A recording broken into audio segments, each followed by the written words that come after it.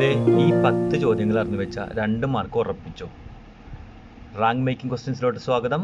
ഞാൻ നിങ്ങളുടെ നിഷാദാണ്. ഒന്നാമത്തെ ചോദ്യം, യൂണിവേഴ്സൽ ഫൈബർ എന്ന് പറഞ്ഞാൽ എന്താണ്? ഉത്തരം പരുത്തി. ഇന്ത്യയിലെ ഏറ്റവും പഴയ വ്യവസായമാണ് പരുത്തിത്തുണി വ്യവസായം. അതുപോലെ ലോകത്തിൽ ഏറ്റവും കൂടുതൽ പരുത്തി കൃഷി ചെയ്യുന്നതും ഇന്ത്യയിൽ തന്നെയാണ്. ഓക്കെ, അപ്പോൾ യൂണിവേഴ്സൽ ഫൈബർ എന്ന് പറഞ്ഞാൽ എന്താണ്? പരുത്തി. രണ്ടാമത്തെ ചോദ്യം, പ്രപഞ്ചത്തിൽ ഏറ്റവും കൂടുതലുള്ള മൂലകം ഏതാണ്? ഉത്തരം എന്താണ്? ഹൈഡ്രജൻ. അതുപോലെ അന്തരീക്ഷത്തിൽ ഏറ്റവും കൂടുതലുള്ള മൂലകം ഏതാണ്? നൈട്രജൻ. ഇതെങ്ങനെ കണക്ട് ചെയ്തെടുക്കും നമ്മൾ? പ്രപഞ്ചത്തിൽ എന്ന് പറയുമ്പോൾ പ്രപഞ്ചം നോക്കും, ഇങ്ങനെ വലിയ ആകാശം മൊത്തം നോക്കും. അപ്പോൾ അവിടം വരെയൊക്കെ പൊങ്ങി പോകണമല്ലോ. ഈ ഹൈഡ്രജൻ ആണെങ്കിൽ ഇപ്പോൾ ഹൈഡ്രജൻ ബലൂണൊക്കെ പൊങ്ങി പോകില്ലേ, അതുപോലെ ഹൈഡ്രജൻ എല്ലായിടത്തും പോകും. അപ്പോൾ ഹൈഡ്രജൻ പ്രപഞ്ചത്തിൽ. പിന്നെ അന്തരീക്ഷം. അന്തരീക്ഷമാണെന്നുണ്ടെങ്കിൽ ഒരു എന്നില്ലേ, അന്തരീക്ഷം, നൈട്രജൻ. പറഞ്ഞു നോക്കിയാൽ മതി, നൈട്രജൻ. പിന്നെ ഉള്ളത് ഭൂവൽക്കമാണ്, ഭൂമി. ഭൂ ഓക്സിജൻ.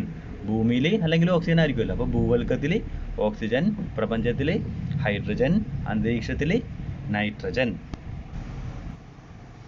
മൂന്നാമത്തെ ചോദ്യം, ഇന്ത്യയുടെ വന്ധ്യവയോധികൻ ആരാണ്? ഉത്തരം എന്താണ്? ദാദാബായ് നവറോജി. ഇന്ത്യയുടെ വന്ധ്യവയോധികൻ ആരാണ്? Dadabhai Naoroji. Poverty and un-British rule in India എന്ന പുസ്തകം രചിച്ചത് ഇദ്ദേഹം തന്നെയാണ്. ഏതാണ്? Poverty and un-British rule in India എന്ന പുസ്തകം രചിച്ചത് ദാദാബായ് നവറോജിയാണ്. നാലാമത്തെ ചോദ്യം എന്താണ്? ഇന്ത്യയിൽ മനുഷ്യാവകാശ നിയമം നിലവിൽ വന്ന വർഷം ഏതാണ്? 1993.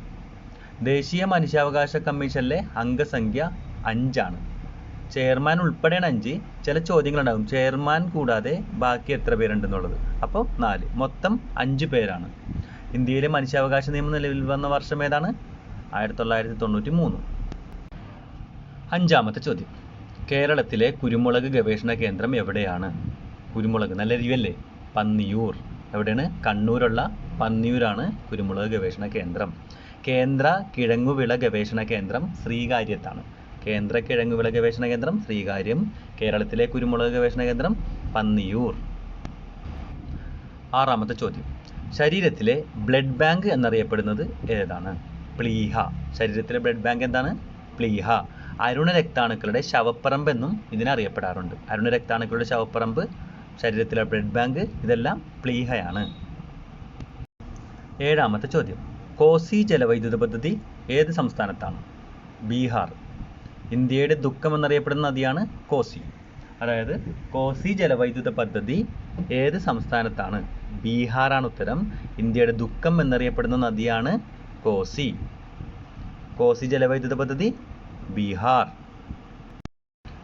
എട്ടാമത്തെ ചോദ്യം, ഇന്ത്യയുടെ ധാതു കലവറ എന്നറിയപ്പെടുന്ന സംസ്ഥാനം ഏതാണ്? ജാർഖണ്ഡ്. എങ്ങനെ കണക്ട് ചെയ്യാൻ പറ്റും? ധാതു കിട്ടിക്കഴിഞ്ഞാൽ നമ്മൾ എവിടെ ഇടും? ജാറിലിട്ട് വെക്കും അല്ലേ?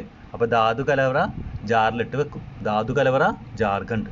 ഇന്ത്യയുടെ ധാതു കലവറ ജാർഖണ്ഡ്. ഇന്ത്യയുടെ ഖനന ഗവേഷണ കേന്ദ്രം സ്ഥിതി ചെയ്യുന്നത് ജാർഖണ്ഡാണ്. ജാർഖണ്ഡിലെ ധൻബാദ്.